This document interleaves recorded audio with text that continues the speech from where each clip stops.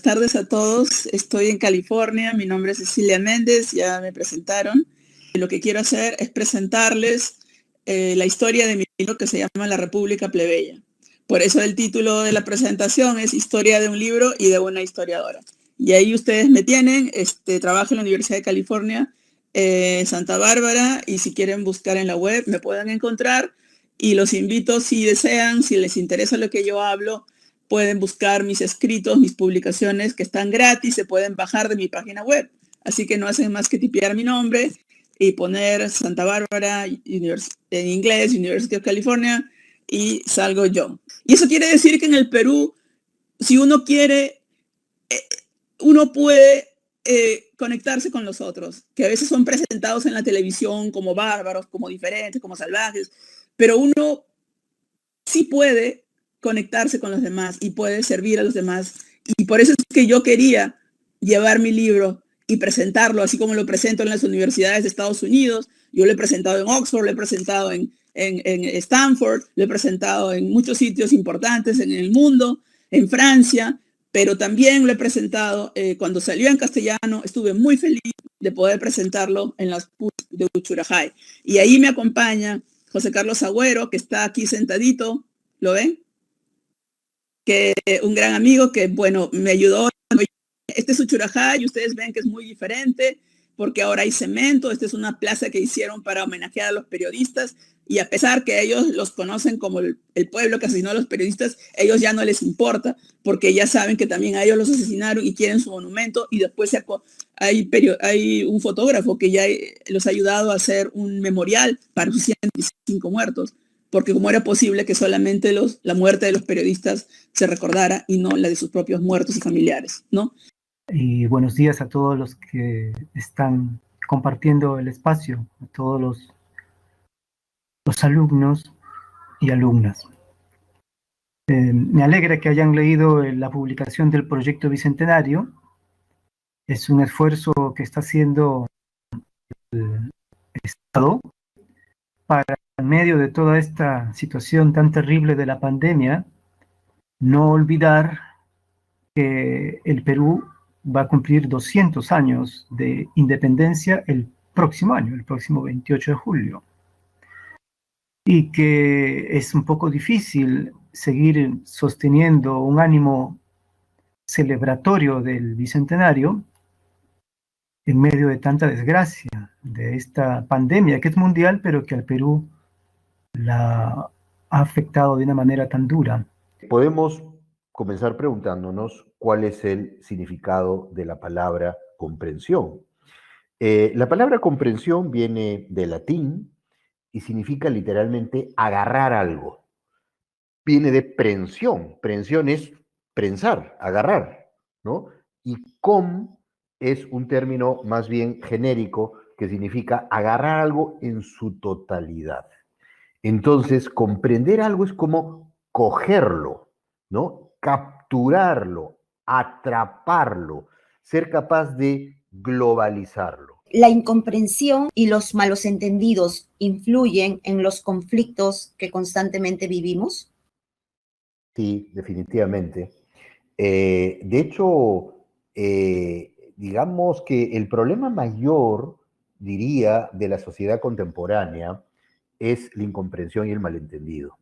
Porque antes, hace 300 años, cuando dos comunidades no se comprendían, no pasaba nada porque cada uno se iba por su lado y listo, ¿no? Hoy día, nosotros vivimos en un pequeño mundo globalizado. Estamos obligados a llevarnos bien, porque es un mundo que comparte prácticamente todo, ¿no? Entonces, el gran enemigo de la comprensión es, por una parte, la arrogancia, el sentirse superior a los demás, el creer que los demás deben adaptarse a nuestras necesidades, a nuestros deseos, y de otro lado, el fundamentalismo. El fundamentalismo, seguramente ustedes han escuchado la palabra, es la actitud de esa persona que cree que hay ciertas verdades fundamentales, y ahí viene la palabra fundamentalismo, ciertas verdades fundamentales que nunca podrían ser falsas, y que por tanto no necesitan ser cuestionadas, ni corregidas, ni criticadas, ni elaboradas, ni nada. Entonces, un fundamentalista es una persona que cree que hay ciertas verdades que ya conoce y que todo aquel que no comparta esas verdades esté equivocado. Y listo. Y yo tengo el derecho de imponer mis verdades a los demás. Y la última pregunta voy a empezar haciendo, digamos, un comentario que tiene Angie Ramírez. Ella dice, es más fácil y nos toma tiempo, es fácil o nos toma mucho tiempo el conocernos a nosotros mismos. Es cierto que ni en años de convivencia se puede lograr. La otra vez escuchaba a una persona conversar sobre un caso y decía que en años de matrimonio una señora no había terminado por conocer a su esposo. ¿Qué determina esa situación? Y ligado a eso, ¿qué consejos nos daría para mejorar nuestra comprensión de uno mismo y del otro, para mejorar nuestra empatía y para aprender a perdonar a los otros? Uh-huh. Muchas gracias, Angie. Muy interesante tu pregunta, ¿no? Lo primero que yo te diría es que uno nunca llega a comprender a nadie y tampoco a sí mismo, ¿no? La comprensión es un proceso, es un tránsito. Uno nunca llega a comprender a nadie por dos razones principales. Uno, porque cada ser humano es muy complejo, y dos, porque los seres humanos cambian. Entonces, cuando tú creíste que habías comprendido, ya el otro es diferente, ¿no? Y lo mismo ocurre con uno.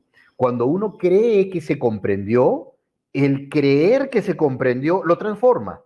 Entonces, la comprensión es, como se diría en filosofía, un ideal regulativo, algo a lo que uno aspira, pero sabes que no vas a llegar nunca a alcanzarlo. En el caso del ejemplo que tú pones de la señora que dice que en no sé cuántos años de matrimonio nunca había terminado de conocer a su esposo, me parece totalmente normal. Lo raro sería que alguien diga, conozco a mi esposo perfectamente. Yo le diría, oye, te aseguro que estás engañada. Te aseguro que estás engañada. Te aseguro que no lo conoces, ¿no? Y no solo no conoces a esa persona, sino tampoco a ti. Ahora, dos cosas más, ¿no? ¿Qué se puede hacer para comprender mejor a los demás o comprenderse mejor a uno mismo? Bueno, sobre todo creo tener una actitud de apertura, de reconocimiento de la diferencia, que los demás son distintos, que hay que, en cierto sentido, tratar de aceptarlos como son, pero también de imaginar cómo sería yo si fuera esa persona, qué viviría yo si fuese esa persona. ¿Cómo hacer para perdonar? Bueno, perdonar no es nada fácil, ¿no? Uno puede decir de la boca para afuera que perdona, pero no perdonar internamente. Pero así como uno debe perdonar a los demás, uno también tiene que perdonarse a sí mismo, ¿no? A veces uno comete errores, todos cometemos errores, tenemos que perdonarnos. Ahora, ¿cómo hacer para perdonar a los demás? Mira, el camino es comprender. Hay una frase de Tolstoy que es muy bonita. Tolstoy decía, comprenderlo todo es perdonarlo todo. Carly Torres pregunta, ¿qué podríamos hacer para renovarnos posteriormente al Bicentenario? Sí. Bueno, yo creo, como dije ya hace un rato, que una cuestión central es la educación. A mí me quedó clarísimo con lo de la pandemia ya. Tenemos un problema educativo central aquí en el país. Y esa educación tiene que ver, insisto, sobre todo con la sensibilidad, de educar la sensibilidad, ¿no? Este será otro país, un gran país, porque este es un país, dicho sea de paso, que tiene todo para ser grande. Tiene todo para ser grande. No es casual que acá surgiera, insisto, una de las 6 grandes matrices civilizatorias. Por algo es, por algo es. Y acá han surgido, pues, Vallejo, gente con un alcance universal. Algo hay en este país que produce grandeza también, al mismo tiempo que produce mucha miseria, claro, precisamente porque no logramos rearticularnos, pero produce cosas grandes, Arguedas, Vargas Llosa, etcétera, ¿no? ¿Por qué? Porque quien tiene digamos, las antenas bien puestas, capta eso y lo transmite. De eso se trata, ¿no? Y bien, decía, es un tema educativo en lo fundamental, y es educación en ciudadanía.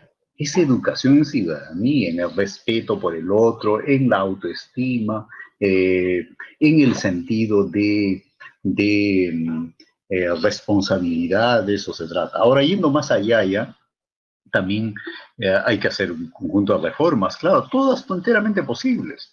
Por ejemplo, la pandemia está dejando claro a nivel de todo el mundo que si hay algo que hay que cuidarse en lo que viene es de lo que llaman seguridad alimentaria.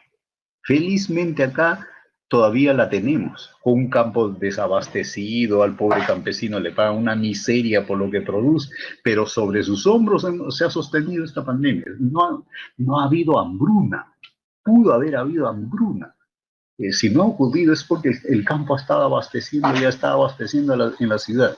Y entonces hay que prestarle más atención y asegurar aquello hacia el futuro, ¿no? Lo otro es crear una comunidad científica importante. ¿Por qué? Pues ¿hasta cuándo vamos a seguir exportando? Dos cosas exportamos aquí sobre todo. Mano de obra barata, 3 millones de peruanos fuera del país, de 30 millones. La décima parte. ¿Quién no tiene familiares, amigos fuera del Perú? 3 millones de peruanos fuera del país. Somos exportadores de mano de obra barata. Y lo otro que exportamos es literalmente piedras, minerales sin procesar. Un país así no tiene futuro.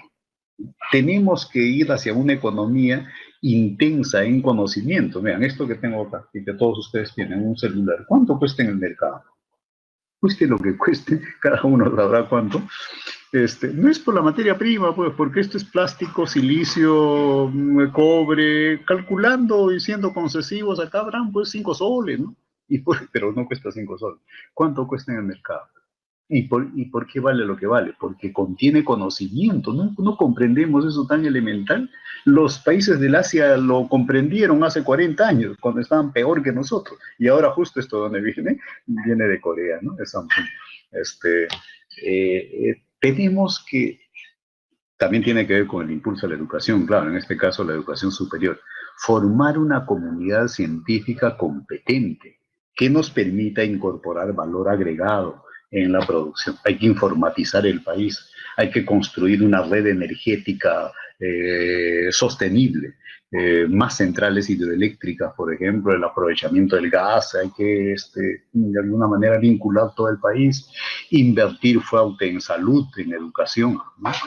Y ya les conté cómo estaba la salud, pues más bien de milagro es que tenemos el número de muertos que tenemos. Parecerá ser ácido lo que estoy diciendo, pero realmente es un milagro.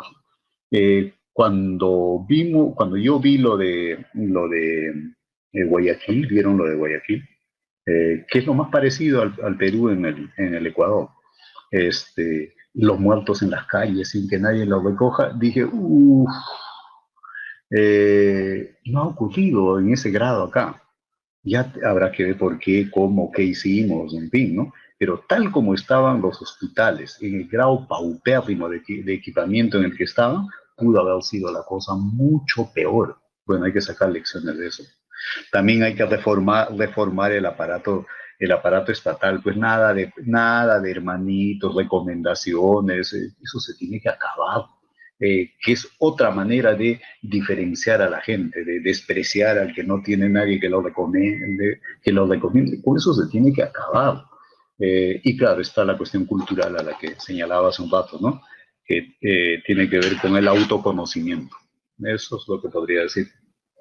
Muchísimas gracias, Zenón. Yo me quedo con dos cosas, chicos. Si el deseo tiene la fuerza que tiene, ¿de acuerdo? Tratemos de redirigir nuestros deseos a dos cosas que ha hecho mención Zenón. Una, ¿de acuerdo? A nosotros mismos, a querernos a nosotros mismos, a respetarnos, a vernos como un valor, como personas, no como objetos. Y por otro lado, ¿de acuerdo? Redirigir ese deseo a que nuestros sueños estén en este país, instalar nuestros sueños en este país. Creo que por allí, ¿de acuerdo? Podemos ir caminando, dando los primeros pasos. Infinitas gracias, Zenón. Infinitas gracias a ustedes, chicos, por sus preguntas. Yo tomo nota de todos. Se las voy a hacer llegar a Zenón. Muy bien. Un fuerte aplauso para él a la distancia, ¿de acuerdo? Yo te lo doy, si no... Para ustedes, por andar haciendo lo que hacen. Muy bien, ¿no? Muy bien. Muchas gracias. Muchísimas gracias.